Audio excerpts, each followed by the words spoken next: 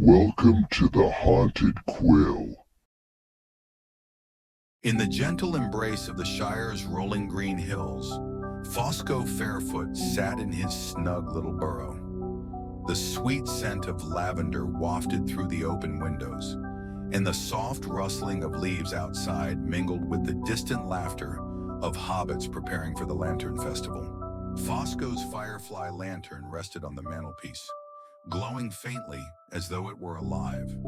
Its golden light cast playful flickers across the walls, dancing between the shadows of hanging herbs and the delicate porcelain teacups Fosco cherished. This lantern, his family heirloom, held a mysterious magic.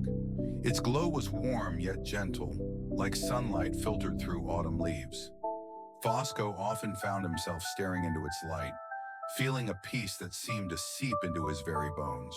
As the sun dipped below the horizon, painting the sky in hues of amber and purple, the Shire came alive with soft music and the smell of roasted chestnuts.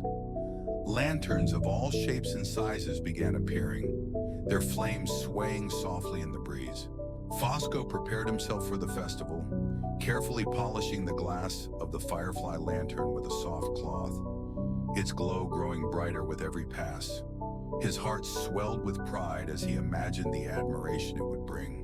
When the lantern was ready, he set it on the mantelpiece and stepped outside to help his neighbors hang garlands of daisies and ribbons in the trees.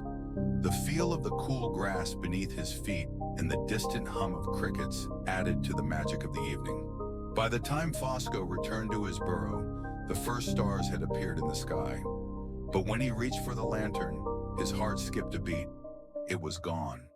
The mantelpiece stood bare, its usual warm glow replaced by a cold emptiness. Fosco's mind swirled with panic as he frantically searched his burrow.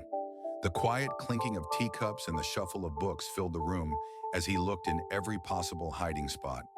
But the lantern was nowhere to be found. Stepping outside, Fosco called out to his neighbors, his voice tinged with worry. "Have you seen my lantern?" he asked. The hobbits paused from their preparations, their cheerful chatter replaced by murmurs of concern. Some suggested it might have been misplaced. Others feared mischievous young hobbits might have taken it for their own fun. Fosco couldn't shake the feeling that something more mysterious was at play. Determined to find his lantern, Fosco wrapped himself in his soft woolen cloak, took a small candle lantern for light, and set out into the crisp evening air. The scent of damp earth and blooming flowers accompanied him as he ventured into the fields. The night was serene, the soft hoot of an owl echoing in the distance. Fosco's small lantern flickered, its light barely reaching beyond the dewy grass. Where could it have gone? He murmured to himself, his voice blending with the whispering breeze. As he wandered further from Hobbiton, Fosco recalled an old tale his mother used to tell him by the fireside. The firefly lantern, imbued with elven magic, had a will of its own. If it ever left its owner, it was because it was needed elsewhere. The memory brought a mix of hope and sadness. Could the lantern have chosen to leave him? Fosco shook his head, unwilling to believe it, and pressed on through the gentle hills. Passing by the party tree, Fosco paused to take in the sight of the festival. Lanterns of every color hung from its ancient branches, swaying in the breeze, their light casting a soft glow over the gathered hobbits. Laughter and music filled the air, but Fosco's heart remained heavy. His lantern wasn't there. Fosco turned away, his footsteps muffled by the soft earth, and decided to search the woods beyond the fields. The woods were quiet, the thick canopy above blotting out most of the starlight. The faint rustling of leaves and the occasional chirp of a cricket were the only sounds accompanying Fosco as he ventured deeper. Suddenly, a faint golden glow appeared through the trees. Fosco froze, his breath catching in his throat. Could it be? The glow seemed to pulse gently, like the beating of a heart. He moved toward it, his steps cautious, the soft crunch of leaves underfoot almost deafening in the stillness. The glow grew brighter, leading him to a small clearing surrounded by tall, ancient trees. In the center of the clearing lay an injured fox, its leg caught in a hunter's snare. The firefly lantern hovered above it, its light warm and soothing, as if comforting the frightened creature. Fosco knelt beside the fox, speaking softly as he carefully worked to free it. The rope was tight, but with patience and a steady hand, Fosco loosened it. The fox looked at him with wide amber eyes filled with a mixture of fear and gratitude. Once free, the fox limped to the edge of the clearing, pausing to look back at Fosco. Their eyes met for a moment, a silent understanding passing between them, before the fox disappeared into the shadows. The lantern floated gently down into Fosco's hands, its glow brighter than ever. It felt warm to the touch, almost alive, and Fosco couldn't help but smile. "Thank you," he whispered to the lantern, as though it could hear him. As Fosco made his way back to the party tree, the lantern lit his path with its soft golden glow. The breeze carried the distant sounds of music and laughter, growing louder with each step. When Fosco returned to the festival, the hobbits gasped in awe at the sight of the lantern. Its light seemed different now, deeper, richer, almost magical in its brilliance. Fosco shared the story of the injured fox and the lantern's mysterious journey, his voice calm and soothing as he recounted every detail. The hobbits listened with wide eyes, some nodding in wonder, others wiping away tears. That night, Fosco hung the firefly lantern high in the party tree. Its glow illuminated the entire festival, casting a warm, golden light that seemed to embrace everyone beneath it. The hobbits danced and sang long into the night, their hearts lifted by the lantern's light and the story of kindness and courage it now carried. Fosco stood quietly beneath the tree, gazing up at the lantern. It no longer felt like an object to be owned, but a gift to be shared, a reminder of the magic that could be found in even the smallest of things. As the night deepened, the firefly lantern's glow seemed to pulse in harmony with the rhythm of the Shire's festivities. Hobbits, young and old, gathered beneath the party tree, their faces bathed in the golden light, whispering tales of the lantern's journey as if it carried a secret known only to the stars. The soft hum of a fiddle began to play, accompanied by the gentle strumming of a lute. The music floated through the air, blending with the quiet rustle of leaves and the distant hoots of owls, creating a serene symphony that wrapped the Shire in calm. Fosco stood beneath the tree, his hand resting on the trunk's gnarled bark, the texture rough yet grounding. He closed his eyes for a moment, letting the warmth of the lantern's glow seep into his skin, the soft breeze brushing against his cheeks like a whisper. Around him, hobbit children giggled as they chased each other with tiny lanterns of their own, their laughter ringing out like silver bells. The adults sipped warm cider from clay mugs, the rich aroma of spiced apples mingling with the earthy scent of the nearby fields. One elderly hobbit, a storyteller known as Old Marlowe, approached Fosco with a twinkle in his eye. "You've brought us a tale to remember, Fosco Fairfoot," he said in a voice as smooth as honey.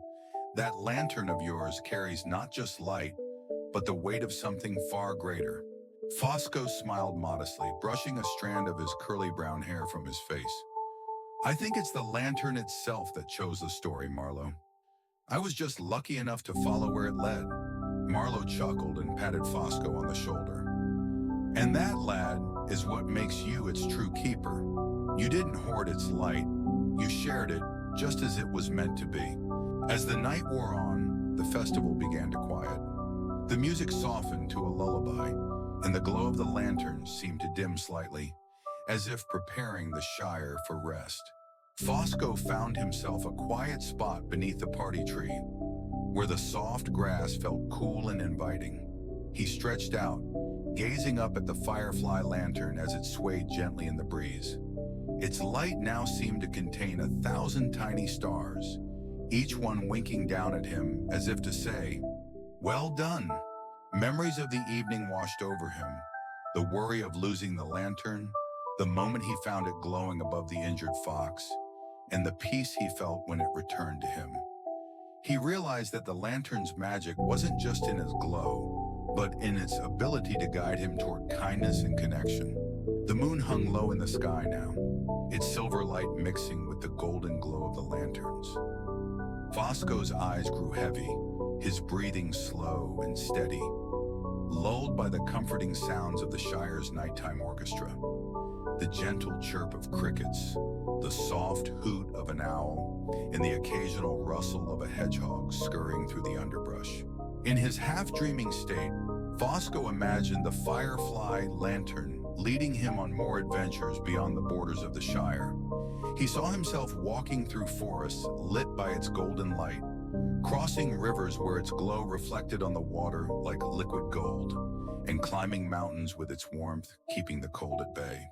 The thought made him smile, a small curl of joy spreading across his face. He whispered to himself, "Maybe, just maybe, the lantern's story is only beginning." As if in response, the lantern's light pulsed softly, a slow and steady rhythm that seemed almost alive. Fosco felt a comforting warmth spread through him, as though the lantern was reassuring him that all was well. One by one, the other hobbits began to retire to their burrows, their lanterns extinguished to welcome the peace of the night. The Shire grew still, bathed in the soft glow of the stars and the lone firefly lantern that remained in the party tree. Fosco stayed there a while longer, letting the calm of the night settle over him like a warm blanket. The weight of the day lifted, replaced by a gentle contentment that made him feel more at home than ever. The firefly lantern's story, he realized, was a reflection of the Shire itself. Small yet full of magic, humble yet capable of touching hearts in ways beyond measure. It wasn't just a treasure, it was a part of their shared history. With a final glance at the lantern, Fosco stood, brushing the grass from his clothes. He stretched, feeling the cool night air on his skin, and let out a deep, satisfied sigh. Before heading back to his burrow, Fosco made his way to the lantern and touched its base gently. "Good night, old friend," he murmured, his voice soft and full of gratitude. The lantern gave one last, faint flicker of light, as if to say, "Good night, Fosco." It remained steady after that, casting its gentle glow over the party tree and the quiet Shire beyond. Fosco walked back to his burrow, his heart lighter than it had been in years.